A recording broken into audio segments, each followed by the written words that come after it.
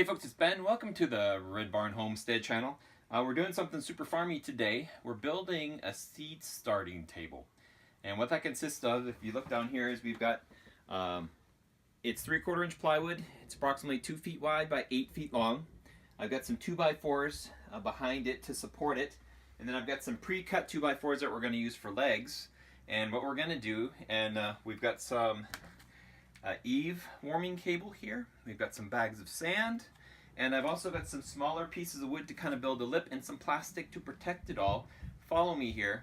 If you clicked on the link, you probably saw the final product on our little card there, but we're going to build essentially a seed starting table. So let's begin that process by attaching these 8-foot 2x4s to our table. Okay, so first step is we're going to take this 8-foot 2x4 and we're shooting this in our storage room of our house, basically because it's freezing cold outside. Like, it's actually not that bad. It's -4 degrees Fahrenheit, but it's got a wind chill of -20, and my shop is really cold, so I'm just going to try to do this one-handed here. We'll be using Robinson screws. They're approximately 1 3/4 inch long, and we're just going to start it here at the end of the table.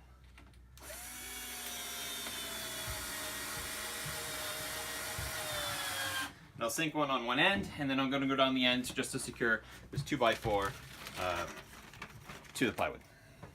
And all Canadians will know he meant Robertson screwdriver. Didn't I say Robertson? No. What did I say? You said Robinson. Whatever. Hold that up flush. Yep. Thanks.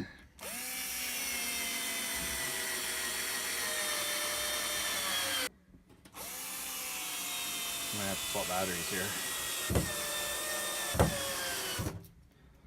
She sounds a little unhappy. A little tired.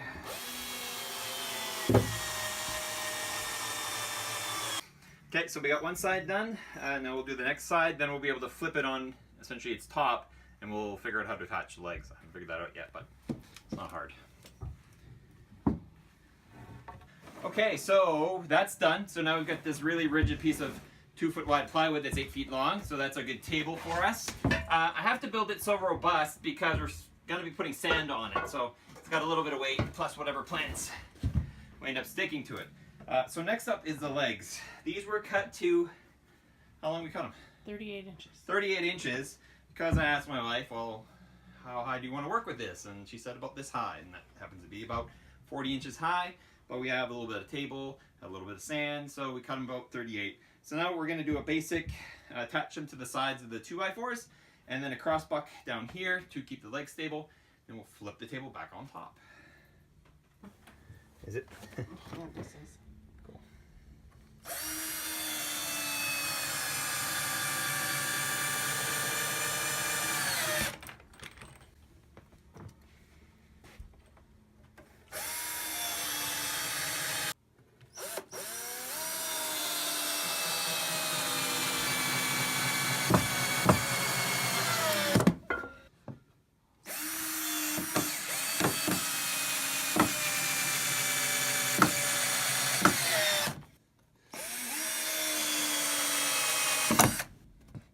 Cute fingers.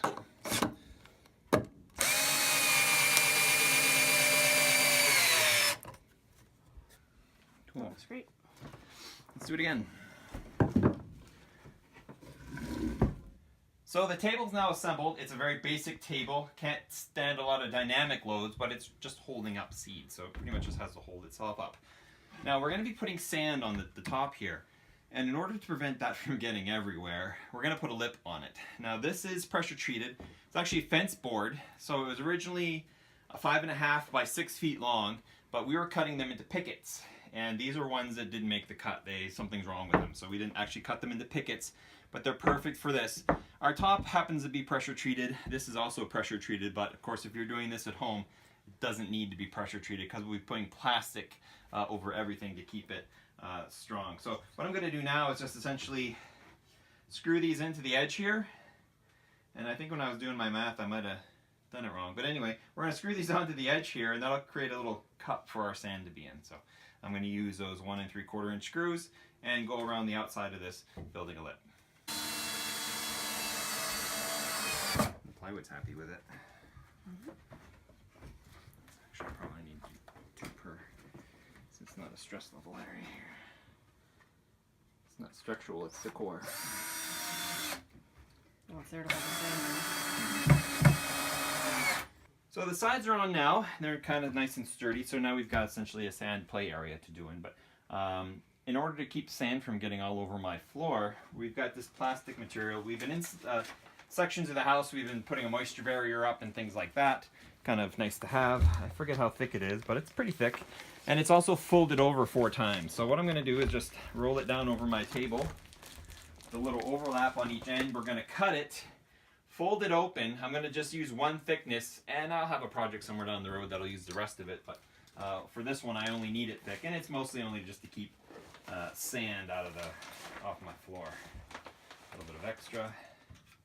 Very dull knife. Go down the edge of the wood here.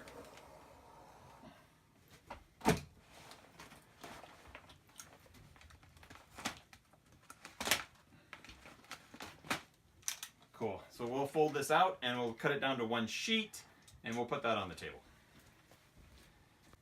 And just using the 2x4 here as my straight surface to cut.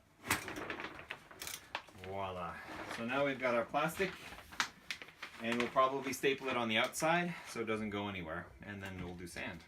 No, we won't. We'll do wire. Right, wire first. Okay. So now I'm going to attach it to the edge of the table here with just some staples. Once it's full of sand, there's not going to be any stress on this thing. But while I'm setting things up, I don't want it to move.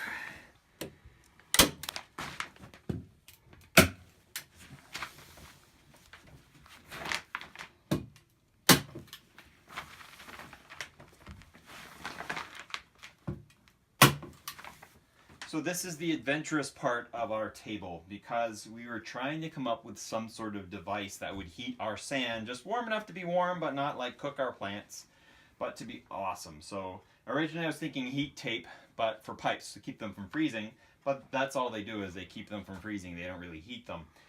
So digging into a little bit closer, a roof and gutter de-icing kit seemed more appropriate, which it actually gets a little bit warmer than heat tape does. So we bought ourselves 30 feet, which we figured would do the top of the table here. So we're going to actually deploy it onto the table and then cover it with the sand to kind of be an equalizing medium. And we'll see how it goes, if it gets warm enough or not.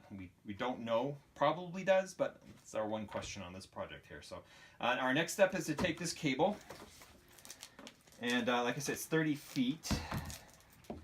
And I think it doesn't have a lot of brains to it, so you either turn it on or you don't. So some of the heat tape has self-regulating control, but this thing here, and I think this is the business end of the show, just gets warm. So we want to do that to help with plant germination. They're more concerned with the warmth of the plant versus sunlight and things like that. So the kit comes with clips. So we're going to use these clips to attach the cable, because it's built to not hurt the cable, and attach the clip to the base of will penetrate our plastic, but big deal.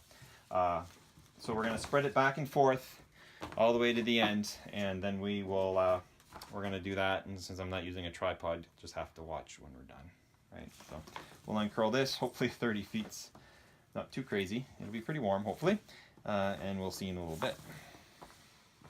And here I was all excited, just kind of slam the cable across the table, but the reality is you actually have to do some math and figure out, oh, well, how far do I have to put my brackets so that my cable can go back and forth? So it's a 30-foot cable, and it's a 2-foot wide table, which means we're looking at about 2 feet per crossing. So to do the math out, that's 15 crossings. Do the math for dimensionally wise, it's about 1 foot on each side. So we did the marks, so each connection is approximately 1 foot apart, and they're offset. So we get this back and forth looping that we have here, and let me show you how we have modified the roof brackets so that they'll fit the cable and the table just right. So what we're doing here is this is how we modify the brackets. They're meant to clip onto a shingle and hold the wire, but in this case we're just modifying it so we can use it to staple it to the wood. So we're just bending the metal flat back. We could have cut it off, but that would require me going outside, and I'm lazier than that. So and it's cold. And it's cold. So we'll bend it back flush like that. So we can then drive a staple through the little bit here and hold it steady for ourselves.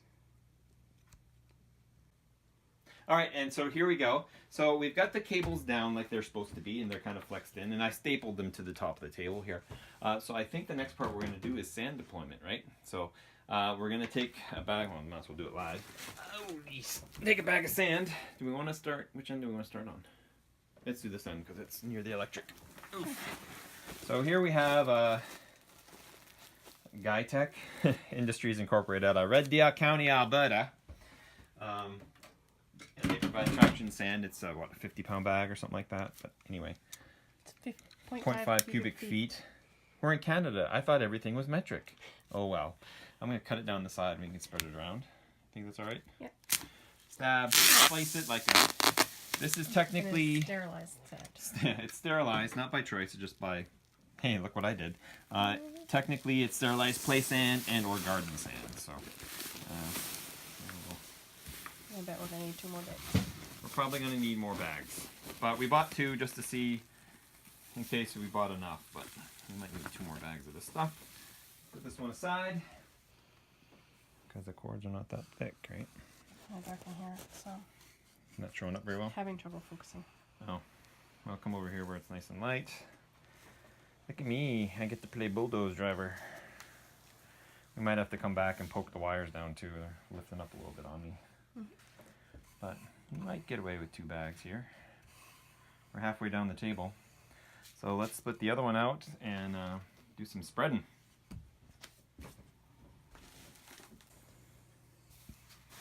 Yeah, see, we're a little short still. So we're gonna cut, yeah, we're a little short. We want these to be buried, not kind of skimming the surface. So, but what, yeah, but what we can do is keep going with the electrical part of it. We got to do light still, and see if it gets warm enough or to a temperature that we think will be good enough for starting plants on. So, kidding. Okay, so we have these 4-foot fluorescent lights. Are they 4 or 3? I think they're only 3. No, Well- they must be 4. They're pretty long. Yep, they're about 4. So, okay, we got these 4-foot fluorescent lights, back to the story, that we're going to suspend from the ceiling because when you're starting plants, the height of the light is important. So, what we're going to use is baler twine on the rafters up here somehow, and suspend these lights in a manner so that they're probably relatively low like this. 2 inches over the plants. Okay, so they're going to be low like that. We have a Christmas light timer. So we can regulate the time, and it happens to have 2 outlets out for each one of our lights. So we'll be able to plug each one into this into this. And I have an extension cord we'll be using for the heat tape and the lamps that has 3 plugs in it. And the current draw between them all will be approximately 1.5 amps, which is plenty. So that's what we're going to do next. Okay. Alrighty, so I got my extension cord plugged in. As I mentioned, it was a 3-pronger. And I've already lost it. Yeah, here's my Christmas tree timer. Which we'll plug in here. Click. And it's not on, so there's a switch here to turn it on. So now it's on, which means I gotta, these have center poles on them. Buzz, buzz. So there, now we've got lights going on, that's humming. One thing we need to do is, if you notice the lights are hung by baler twine, is we're probably going to switch that over to chain. I have some, I think, in the Quonset, or I can go buy some, but that's going to enable us to, tying this just right is a pain, so we're going to have the chain so we can just link up or down. And some of our cable came with these hooks, so we'll just switch them over here as well, so we can hook them up or hook them down as we need to go. The only thing else I've got to plug in is the plug for the, it's actually quite long, so we'll be super duper. We'll plug in the heater tape right now. This is the fundamentals of the table. Everything else here is what you see. So thanks for watching. Subscribe to our channel, Red Barn Homestead. And if you have any tips, pointers, or questions, feel free to go ahead and ask us in the comments. We'd love to hear from you. And there'll be more videos on this, so you don't have to ask for them, but please do if you want them. But we'll kind of go on the following adventures. Our main goal here is we want to start strawberry plants. So we've had them in the freezer for about a month now. we're going to take them out and then get them started. And they're kind of a hard one to start off, we've been told. So we're going to try that first, and then as the season goes on, we'll do the different plants. So alrighty guys, you guys have a good day.